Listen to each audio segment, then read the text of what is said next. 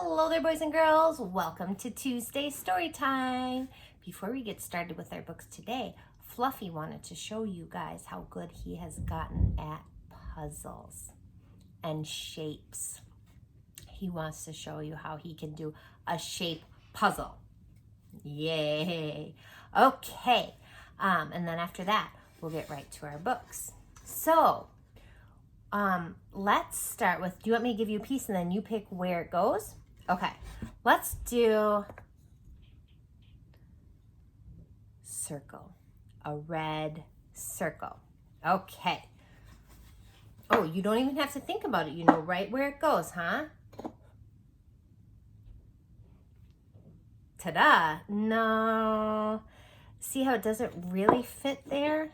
Doesn't really fit there. Try again.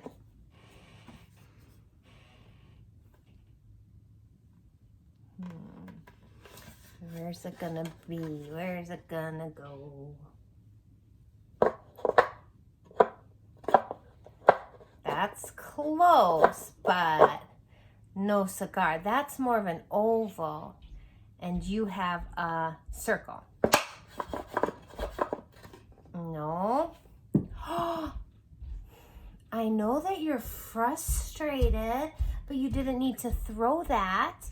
Had you asked for help, I would have given you a clue. And my clue for the circle would have been tick, tock, tick, tock, tick, tock, tick, tock. No, not school bus.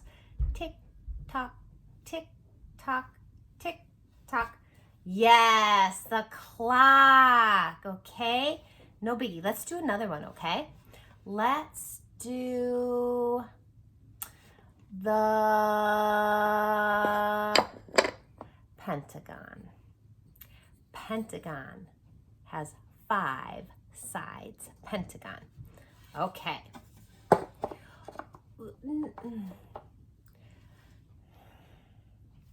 No, not ta-da. This isn't where it goes. Remember, this is where the circle went. We just went over that, not the pentagon. Pentagon doesn't fit there. There's all this space here, okay?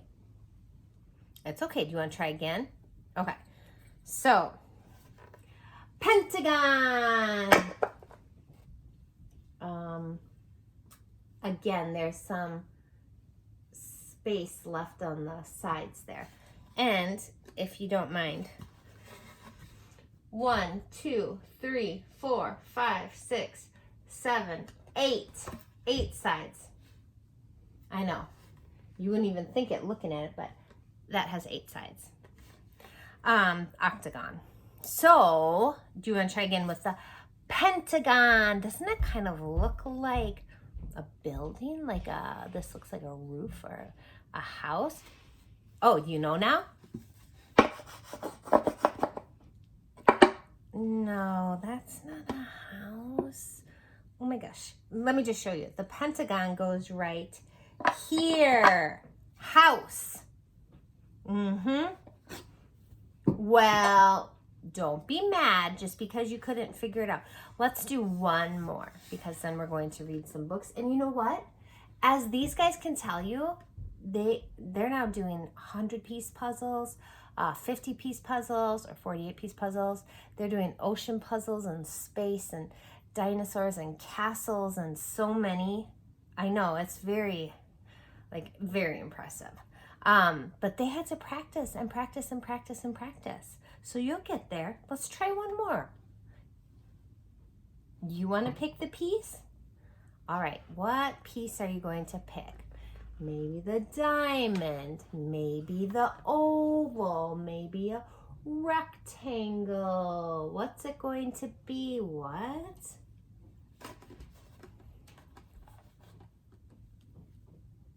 Fluffy, that wasn't a puzzle piece.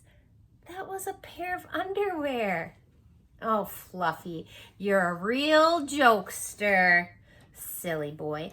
All right, say goodbye to your friends. And we will do puzzles another day. Just keep practicing. And when you feel ready, we will have the friends come back, or you come back and show our friends how you do puzzles. So anyways, guys, I think we can all give Fluffy a little round of applause. I don't know where he went, off to take a nap or something. Fluffy, you jokester. Thank you. Take your underwear hat and you get on out of here. Go eat your dinner, okay? All right. Bye, Fluffy. Oops, sorry, guys. Puzzle pieces. Let's read a few books. The first one is The Best Nest. And this book, you guys, I cannot for the life of me remember if I read it or not. It's one of those deja vu books. I know we've read it before, but I just cannot remember if I read it on video. But if I did, it was a while ago. So this might be a rerun. Mr. Bird was happy. He was so happy he had to sing. This was Mr. Bird's song. I love my house, I love my nest, in all the world my nest is best. Then Mrs. Bird came out of the house. It's not the best nest, she said. I'm tired of this old place, said Mrs. Bird. I hate it. Let's look for a new place right now. So they left the old place to look for a new one. This place looks nice, said Mr. Bird. Let's move in here. But somebody else had already moved in. So they looked at another house. This one looks nice, said Mr. Bird, and there's nobody in it. You're wrong, said Mrs. Bird. This house belongs to a foot. So they went on looking. I like this one, said Mr. Bird. It has a pretty red flag on the roof. I've always wanted a house with a flag, said Mrs. Bird. Maybe this place will be all right. Ah, but it was not all right. I guess I made a mistake, said Mr. Bird. You make too many mistakes, said Mrs. Bird. Oh, I'm going to pick out the next house. And here it is, right here. They flew in. They looked around. Isn't it too big? Asked Mr. Bird. I like this big place, said Mrs. Bird. This is the place to build our new nest. They went right to work. They needed many things to build their nest. First, they got some hay. They got some soda straws and broom straws. They got some sweater string. They got some stocking string and mattress stuffing. They got some horsehair. They got some man hair. Soon they had all the hay, all the straw, all the string, all the stuffing, all the horsehair, and all the man hair they could carry. They took it all back to build their nest. Mr. and Mrs. Bird worked very hard. It took them the rest of the morning to finish their nest. This nest is really the best, said Mrs. Bird. I want to stay here forever. Mr. Bird was very happy too. He flew to the top of his house and he sang his song again. I love our house, I love our nest, in all the world our nest is best. He was so busy singing, he didn't even see Mr. Parker coming. Every day at 12 o'clock, Mr. Parker came to the church. Mr. Parker came to pull a rope. The rope went up to the bird's new nest. The rope rang the big bell right under Mrs. Bird's nest. Bong! Bong! Bong! Mrs. Bird got out of there as fast as she could fly. Bong! Bong! She's leaving, and Mr. Bird is coming back into the nest. When Mr. Bird came in, all he could see was a mess of hay and string and stuffing and horsehair and man hair and straws. Where was Mrs. Bird? I will look for her until I find her, said Mr. Bird. He looked high. He looked low. He looked everywhere for Mrs. Bird. He looked down into a chimney, but Mrs. Bird wasn't there. He looked down into a water barrel, but Mrs. Bird wasn't there. Then he saw a big fat cat. There was a big fat smile on the fat cat's face. There were some pretty brown feathers near the fat cat's mouth. Mr. Bird began to cry. Oh dear, this big fat cat has eaten Mrs. Bird. Mr. Bird flew off. "I'll never see Mrs. Bird again," he cried. It was getting dark. It began to rain. It rained harder and harder. Mr. Bird could not see where he was going. Crash! Mr. Bird bumped into something. It was his old house. That old house that Mrs. Bird hated. "I'll go inside," said Mr. Bird. "I'll rest here until the rain stops." Mr. Bird went in, and there was Mrs. Bird sitting there, singing. "I love my house, I love my nest, in all the world my nest is best." "You here?" gasped Mr. Bird. "I thought you hated this old nest." Mrs. Bird smiled. "I used to hate it," she said, "but a mother bird can change her mind. You see, there's no nest like an old nest for a brand new bird."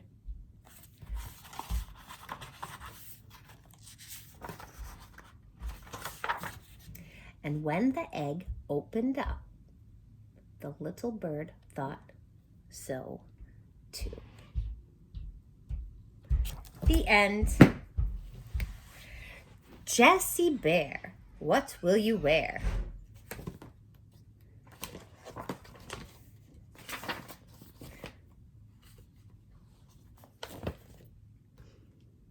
Jessie Bear, what will you wear? What will you wear in the morning?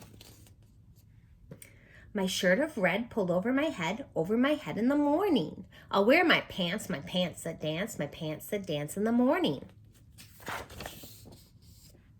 I'll wear a rose between my toes, a rose in my toes in the morning. I'll wear the sun on my legs that run, sun on the run in the morning. I'll wear the sand on my arm and my hand, sand in my hand in the morning. Jessie Bear, what will you wear? What will you wear at noon? I'll wear my chair. You'll wear your chair.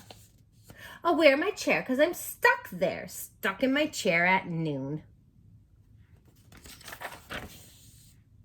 I'll wear carrots and peas and a little more, please. Celery crunch and sprouts in a bunch, an apple to bite, and a mustache of white. Juice from a pear and rice in my hair. That's what I'll wear at noon. My goodness, he's putting rice in his hair.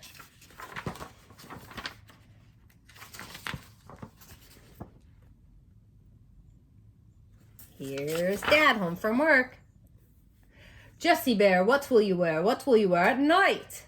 Not my shirt, it's covered in dirt. Not my pants, they sat in ants. Ants in my pants tonight. Jessie Bear, what will you wear? What will you wear at night? Water to float my bubbles and boat. I'll wear in the bath tonight. My PJs with feet and face on the seat. Got a little teddy bear face on the bottom. My blanket that's blue and plays peekaboo.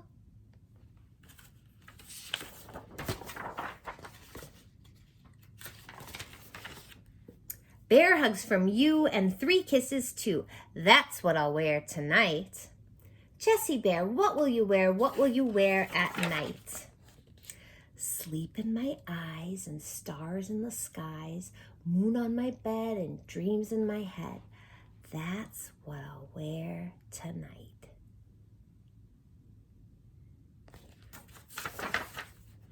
The end. That's just his hamper, you guys. How to Lose All Your Friends by Nancy Carlson.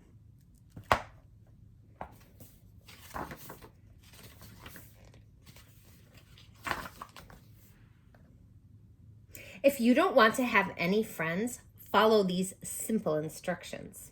Number 1, never smile.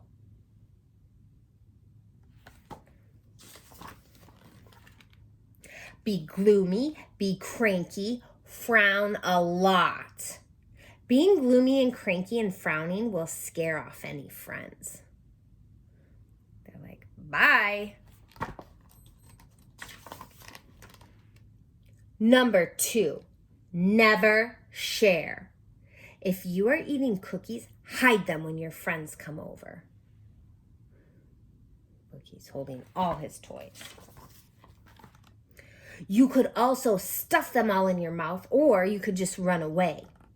When you're playing with toys, grab all the good ones for yourself. And then throw a tantrum if somebody else plays with one of them. You can also just lock everyone out of your bedroom.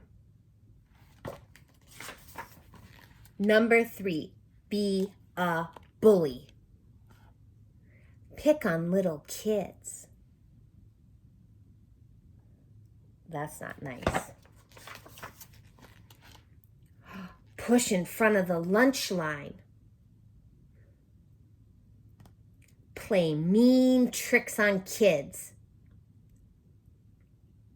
They tricked that boy into thinking it was the boys' bathroom, but really it's the girls' bathroom.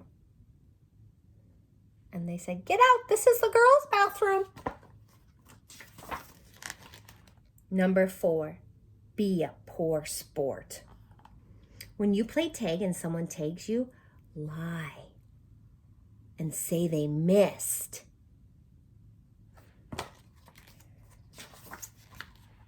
Cheat at cards. If you're losing a board game, just knock off all the pieces.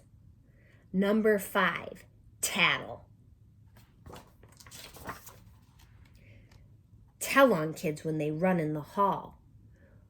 When your brother makes a face at you, tell your mom, and if your brother is in timeout, make sure he stays there.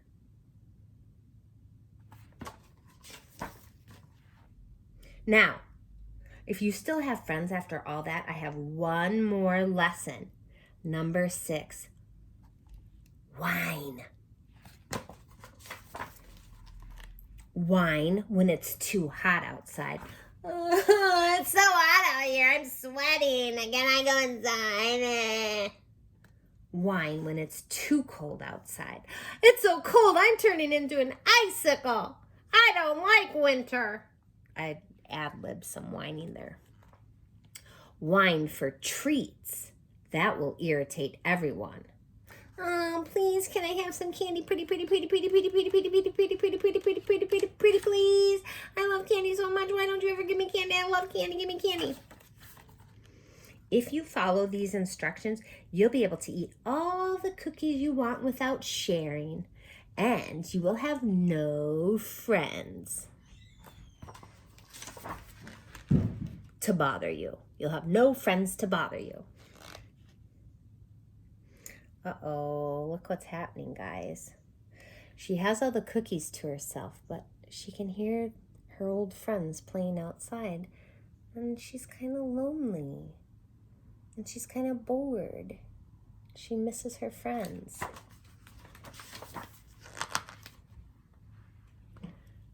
So she brought out the cookies to share. And therein lies the moral of the story, you guys.